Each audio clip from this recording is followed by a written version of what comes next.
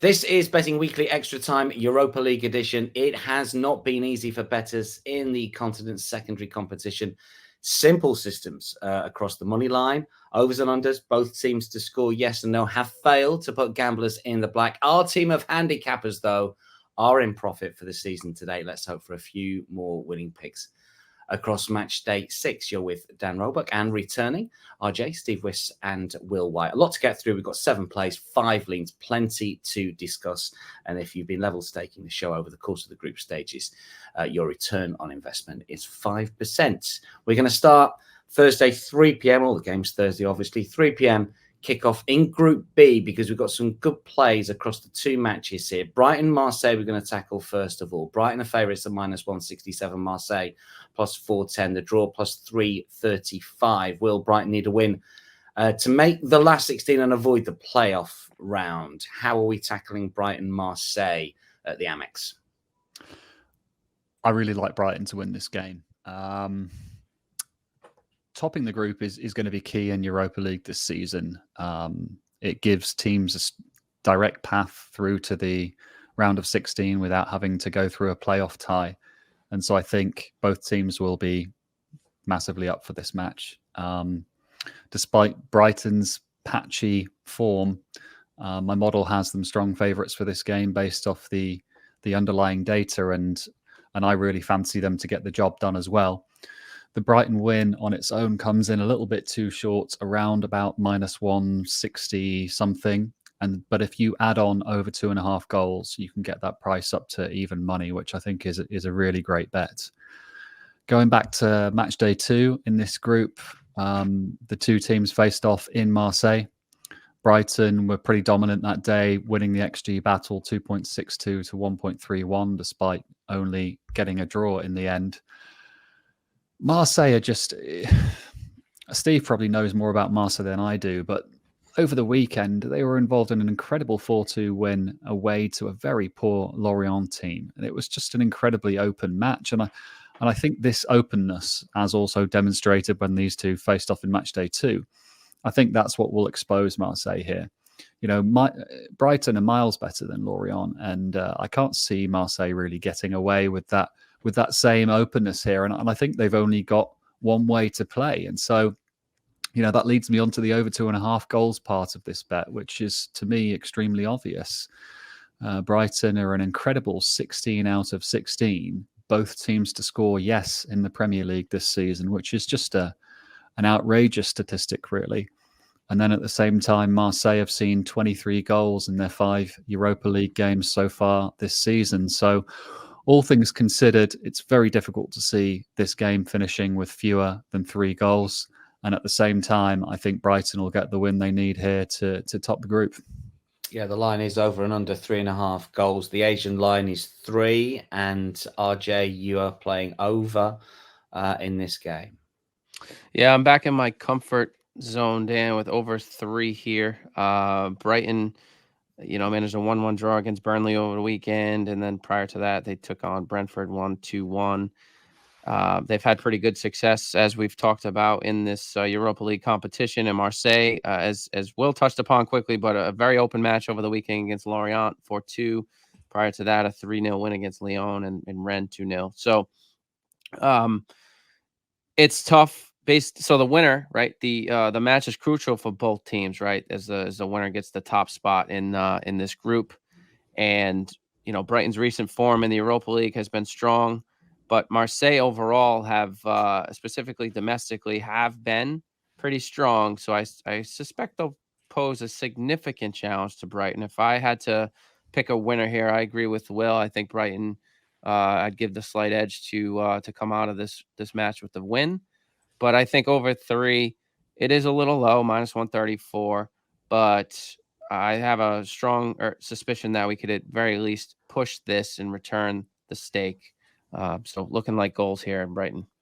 Brighton against Marseille. We like over 3 on the Asian line, and we like over 2.5 and a Brighton win for Will. I mean, Will, we shouldn't overstress the fact that, you know, for coaches, just avoiding that extra game, and also it's a Champions League team, isn't it, that they're going to face if they play in that playoff round and come second in their group. They avoid that. I mean, that's massive, isn't it, for teams? Yeah, absolutely. Especially with such congested, fixture lists, especially in the Premier League over the winter. We don't have the Christmas break, and we've got so many games packed in. The FA Cup's going to start up beginning of January. Is it not 2 legs then in the knockout round? Yeah, it will be. Yeah, it will be two additional matches. Yeah. So 2 additional matches. This is it. I mean, coaches will want to avoid it. Yeah, it's huge. And although we don't have the prize money on offer for individual match wins as we do in the Champions League, I think it's got to be huge for a coach like De Zerbi. He's really going to want to get this. I think this is a priority for Brighton, and maybe even the competition. Yeah, I think they could go far in it. I mean, it's interesting. Those both seem to score stats in the Premier League. They just keep rolling on every single week. They probably should have won at the weekend against Burnley. Let's move to the other game in the group. It's Ajax against the AEK. And again, we're talking Europa League, so there's all sorts of avenues, Steve, that teams can still play European football next season. Ajax have been awful for pretty much all of the season, but they are favourites here, minus money favourites, just to be AEK here. This is a 3 p.m. Eastern game on the Thursday, and they can still be playing European football into 2024. What's your take on this one? I'm going to back Ajax. In a way, it feels a bit uncomfortable, the season they've had. But I'm going to back them on the money line at minus 104 is the price now. I think they beat AEK Athens and get into the Conference League. It's been an interesting group, hasn't it? It's not been a boring group, and the match in Brighton is going to be really interesting as well. I think just going back to the point about any team winning the group, it's really worth its weight in gold just to avoid playing 2 extra games in the spring. And by the way, for that game, Aubameyang looks a big price at plus 200 to score any time. But back to this one in Amsterdam, Ajax they've got to be one of the hardest sides to rate this season, because I think we're going to see various different versions of them. They were horrific, obviously, in the first sector of the season under their previous manager. But John Van Schip has come in. And I suppose, it's not necessarily going to be plain sailing now, but there has been, stormy seas for Ajax this season, and this guy's come in. That could be the quickest red of all time. Yeah, I haven't got a red card. That's a double yellow. That's a Martinelli against Wolves from the other season. That's 2 yellows in 10 seconds. Continue. Just making sure we're listening. He's done a lot better. He's done a lot better as John Van Schip. Since he's taken over, they've won a lot of games domestically, and I thought they played all right against Marseille in the last game. 4-3 defeat. They were down to 10 men for the last 30 minutes, and they gave a decent showing. Lost, I say, just by the one goal. Steven Berghuis is suspended. He was the guy who got sent off there. AEK have also got a suspension. Gacinovic was shown his marching orders against Brighton. AEK, how good are they? I don't think they're that great. I actually think Ajax outplayed them in the reverse fixture, and that was when Ajax were in poor form. It was a 1-1 draw, but I thought Ajax had the better of that game. And what would this price have been in August, Dan, if this had, say, been the Champions League qualifier? Yeah, in Amsterdam, Ajax would have been an awful minus 200. Yeah, probably. Yeah, and things have obviously changed since then, but they've changed again. I mean, they're still surely the 3rd best side in Holland. Brian Brobby's found some form since this new manager's taken charge. 3 goals, 4 assists. He's plus 148 any time here, by the way, if you're interested there. I just think they're the better side. It could get a bit wild. I was tempted with over 3 goals instead. It might be the safer play, I don't know. But Ajax money line, just get the job done, get themselves in the Conference League, and you never know, they might have a decent run in that. Betis Rangers next again Thursday 3. Betis minus 134, Rangers plus 340 here. Betis will know a win. We'll see them make the last 16 and again avoid those playoff rounds. Likewise for Rangers, though. I mean, every time I've seen sort of snippets of Rangers play, there's been some disappointing performances, but they're still very much in the hunt. What's the play for Betis Rangers? I like Betis to get the job done here at minus 124. Did you say 134, Dan? They must have shortened. Yeah, they have come in, yes, since you posted in the WhatsApp group. A little bit shorter than I would have liked. Yeah. I believe they were minus 124 yesterday. As I guess one of the themes of kind of this show is that I try and identify good teams with high levels of motivation in the final round of the group stages, and in this instance, given that the prize, the incentive is direct passage through to the round of 16 without having to play those 2 matches in the knockout round, I just think it's huge, and I think this strategy should pay off. It's hard to lean on statistical kind of underlying data when you've got different levels of motivation between the 2 teams, but in this instance we can, and that's really my fundamental, right? And my model makes Betis much stronger favourites than the -124 to win this game. I've got them closer to -150. Perhaps the price is based on the fact that Manuel Pellegrini has been rotating in Europa League. But given the importance of this match, he may go full strength here, or kind of at least go with a few of the starters. I wouldn't be surprised to see Isco start this game. I wouldn't be surprised to see Mark Rocker start, and some of the kind of the bigger name Betis starters. And even if they do rotate, they've got a pretty deep squad. They've been managing so far in the Europa League group stages. They've won both of their home games with a rotated team. And this is a team that sits 7th in La Liga in pretty good form. They drew at home to Real Madrid over the weekend. And on the other hand, Rangers have just not really been that convincing, especially away in the Europa League.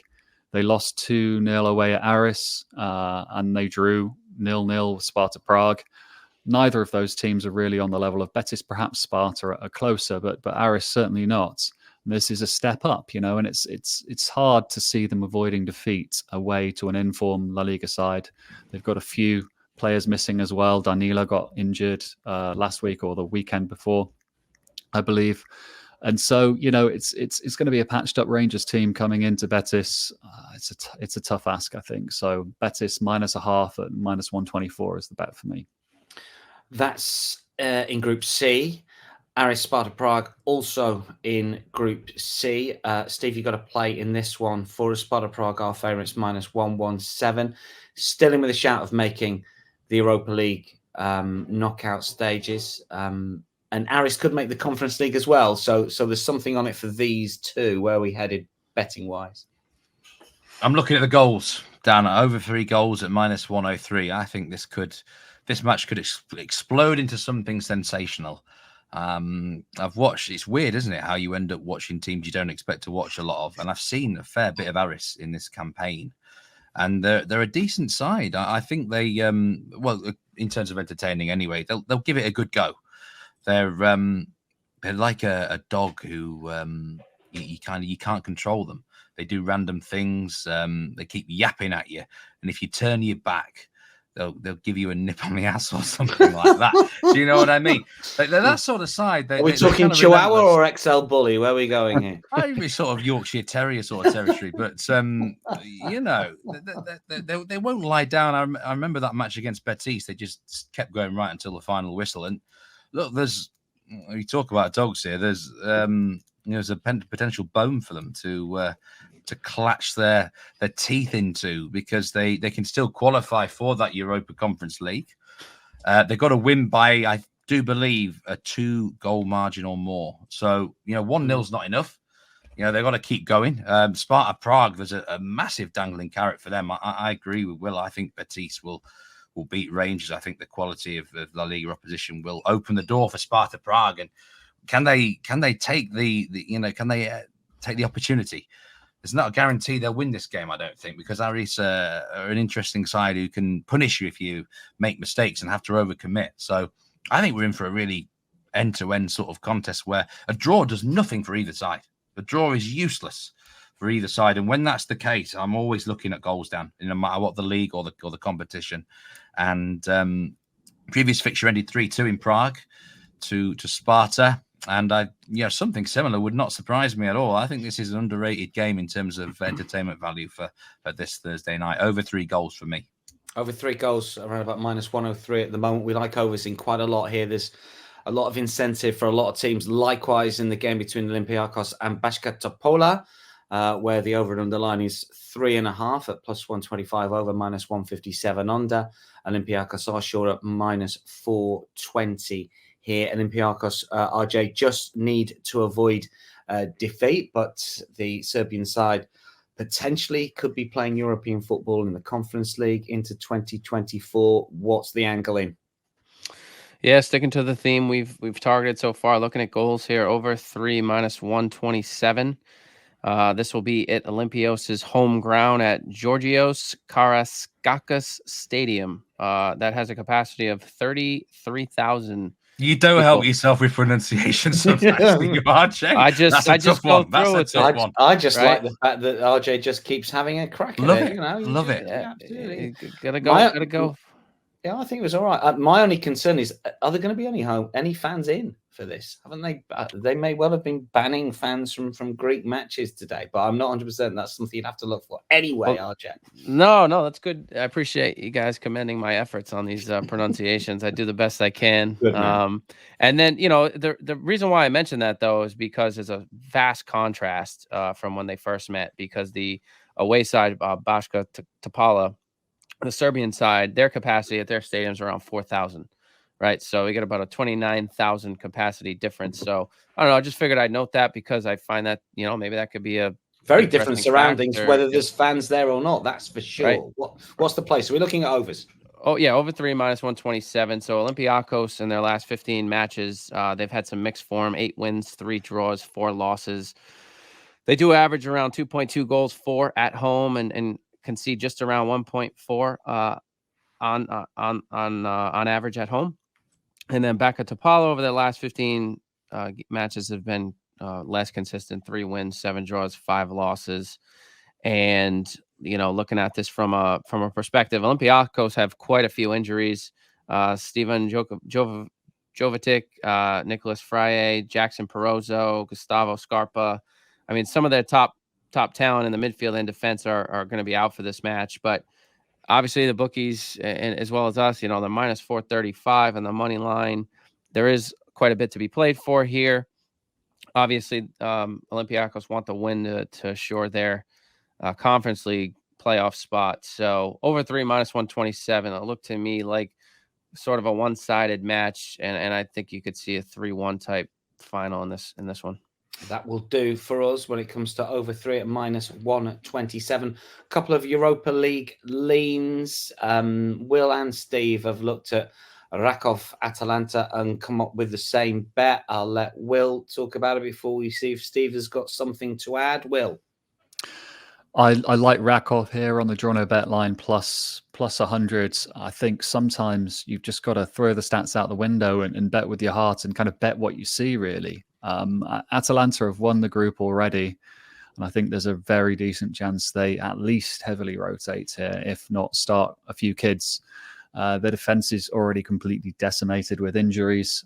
Over the weekend, they already had Kolasinac, Toloi, and Palomino out, and so we had Martin de Roon deputized in defense, as he has done before. But since then, Jimsiti and Scalvini have both been suffering kind of ailing niggles, and I can't see either of those two being risked. So at the very least, they're going to have to get creative in defense. But really, why should they risk any of their starters here? It's a meaningless game. There's not the big prize money on offer for match wins like in the Champions League. On the other hand, this is Rakov's penultimate game before their winter break, and they should be far more up for it, despite only really having third place to play for, which is, most people would regard that as insignificant. Perhaps they won't, but they've been quite impressive actually this campaign, picking up 4 points in a very tough group. The other factor here is that their home field advantage is slightly diluted. They don't play their home games in the Europa League in their home stadium, but it is going to be around freezing in Sosnjevic on Thursday night. So how up for it are this Atalanta squad going to be? Perhaps their kind of youth team players would have more to play for here, and just I think that's a more of a waiting for them to start the game, really. So given the situational factors, I think there's more chance that Rakov get the win here than Atalanta. So happy to back them on the draw no bets, and it sounds like Steve's got a similar vibe as well. Steve? Well, do you know what? Yeah, Rakov draw no bet. I think at even money is a good price here. It made me have a look into the Polish league. It's not a league that I bet in at all, actually. And this is when you might need to help me a bit here, Dan, with some of the pronunciation. But shockingly, Rakov are down in 4th in that league. The top 2 sides I've never heard of: Slask Rocklaw, Slonch and Wrocław. Yeah. Oh my goodness, mate. and Jaglionia. I mean, I've never heard of those. I mean, this is a weird league. You have the likes of Lechia 5th, Lech Poznan in 3rd. So I don't know whether Polish football, maybe it's a bit stronger than you think or not. Rakov have had a better campaign than I never thought they'd go this far and have a potential chance to even make the Conference League. They had a great run in Champions League qualifying. And it's a situational one where Atalanta, don't have anything to play for. And it's an opportunity for Rakov. I actually think Sporting Lisbon will win the other game in the group against Sturm Graz, even if Sporting rest and rotate. I think an away trip to Portugal is a lot harder than a home match against Atalanta at this point in time. So I think Rakov, I just don't trust them enough. That's why it's not an official play, Dan, but draw no bet at even money. Always interesting, though, when 2 of our handicappers like the same bet. And we've got a further lean before we move on to some conference analysis. And that involves Liverpool away at Union Saint-Gilloise. Liverpool already through to the last 16. Yeah, another team we've spoken quite a bit about on this show, Union Saint-Gilloise. And I quite fancy them to get the job done here. And I'm going to go on the nose, as Steve would say, plus 200 to win the match. They are shortening, so you probably want to get on that one quite quickly as people hypothesize about Liverpool taking a bunch of academy kids out there. I don't think they'll go necessarily that week, but they might have 3 or 4 of those academy kids starting here. So it's a similar kind of line to the Rakov pick, albeit more aggressive, because I think USG need to get the win here to stand any chance of progressing. So, they've been quite impressive, I think, so far. And especially in the Belgian league, where they sit top they've got a cushion there, I believe, sitting top of the Belgian league. They're also, according to my ratings, the highest rated Belgian team. And given that there's not likely to be that much in terms of quality between the starting 11s on paper and the home field advantage and motivational advantage for Union Saint-Gilloise, I think plus 200 is far too big. So a lean on that one for me. Yeah, a little bit of a lean at plus 200. It's a good price about the Belgian side. Now, Conference Corner is coming your way. We have got an official play from RJ, and we've got some leans as well from Steve and RJ. Surprisingly, because Will has been very much a member of Conference Corner since we started the show, but no lean from Will. Don't know if you could rustle one up for us, unofficial, off the books, while the boys talk about the plays. First of all, Zrinjski against Villa. We're going to talk about this. Is a 12:45 early kickoff in Conference Group E. Villa know a point. RJ will be good enough to top the group. I don't think the Bosnians can qualify. Talk us through your play. That's correct. And thank you for welcoming me to Conference Corner. This is my first play in this competition. The reason why, to be fair... This is our first play full stop in the competition. We've been restricted to leans because the boss Nigel said we couldn't actually do them. So you are very much ordering off menu here. So anyway, yeah, I had a hard time, to be honest, finding much more in the Europa League that I liked, even from a prop perspective. So it's kind of dabbled here. They're heading to Bosnia, Bijili Brijeg Stadium for Zrinjski's home field. Aston Villa, right? I mean, they've made quite a bit of headlines lately. They've won 5 of the last 6 matches. They beat Arsenal and Manchester City in the same week. They're currently on a club record 15 match win streak in the Premier League for home matches, and as you stated, they've already secured a top spot here in the Conference League. Zrinjski, on the other hand, they've had some mixed results. They've won 3, they've lost 3. Their most recent match was 2-0 win against Široki in the Bosnian Herzegovinian Premier League. And however, they've just struggled, right? They're sitting at the bottom, 5 goals, 9 allowed, just 3 points, nothing really to play for except pride in front of their home fans. And it is a big deal for them. They are the first Bosnian side to reach a major UEFA club competition group stage. So again, that's something that I think just has some weight there in front of their home fans.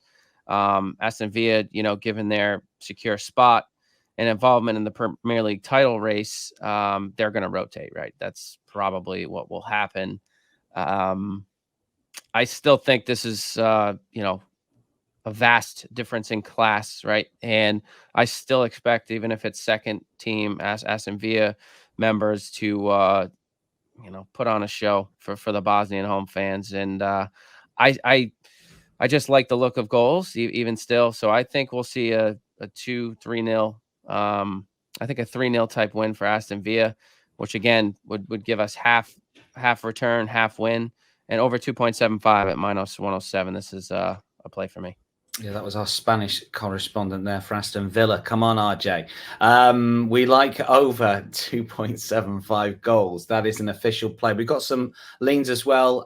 Steve and RJ, and I might press Will on one. We'll see. Steve, what do you like for your conference lean?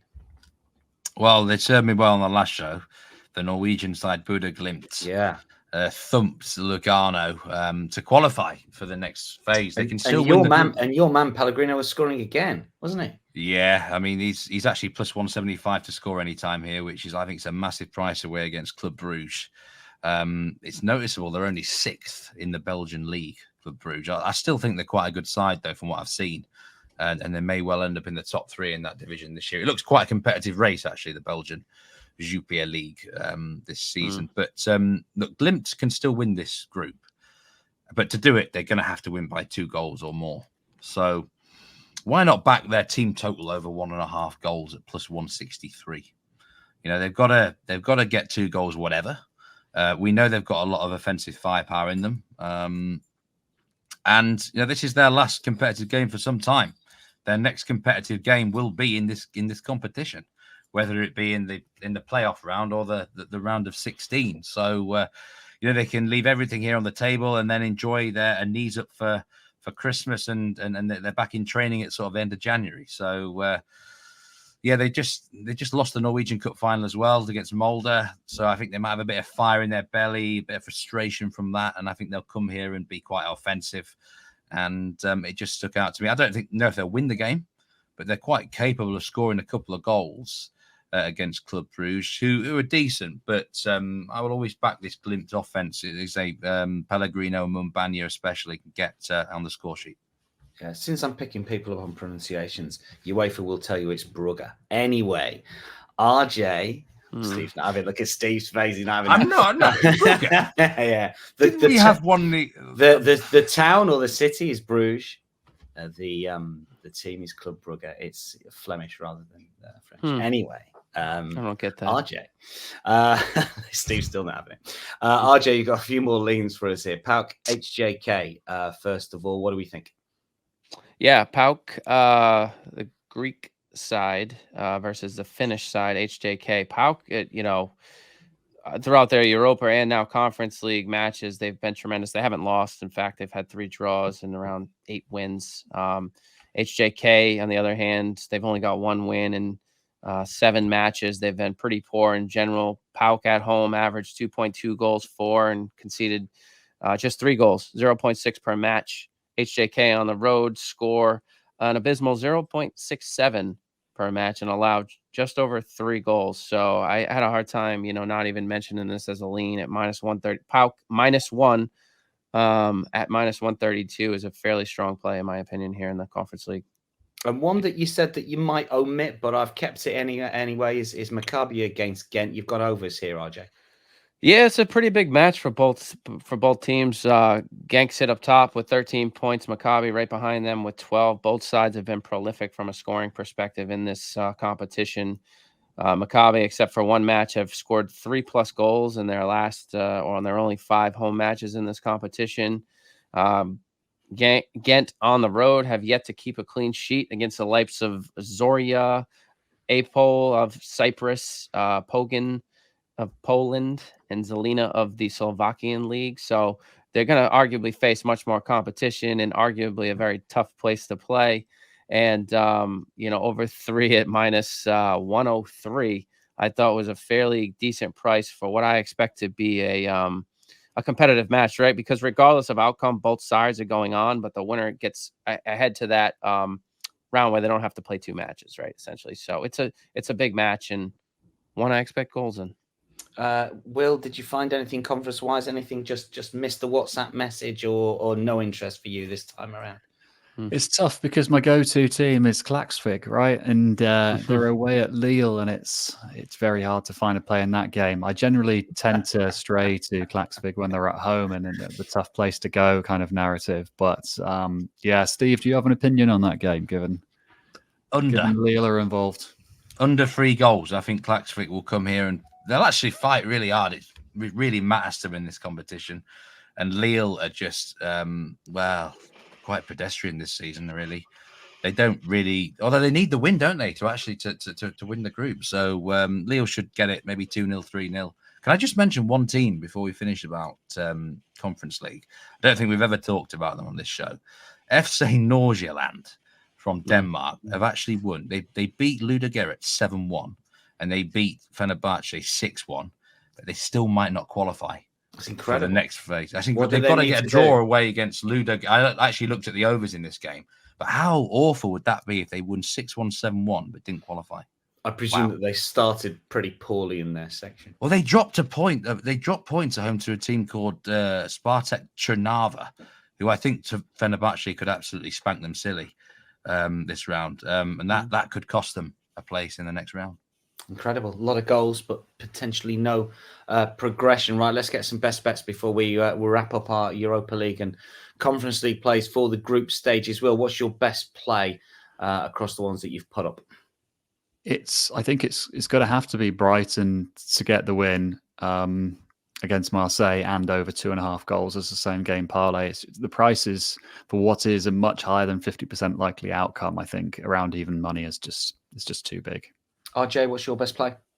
Same match, Brighton, Marseille over 3, -134. I probably wouldn't wager any lower than -140. I think I'm already close to the cutoff as it is, but just love the goals there. And Steve? It's got to be Aris against Sparta Prague for me, over 3 goals. I think that's going to be a really good game. And just finally, on the Europa League and the Conference League, I mean, we talked about it right at the start of the group stages when it came to outrights. And I know that, Champions League teams drop down. It is difficult. Leverkusen has been put up by Will as a player. I mean, is this, Will, a competition that you will look at again from a futures point of view once we know for sure which teams are involved and you can understand why bettors are a little bit lukewarm when it comes to futures, unless there's a standout price like there was for Leverkusen?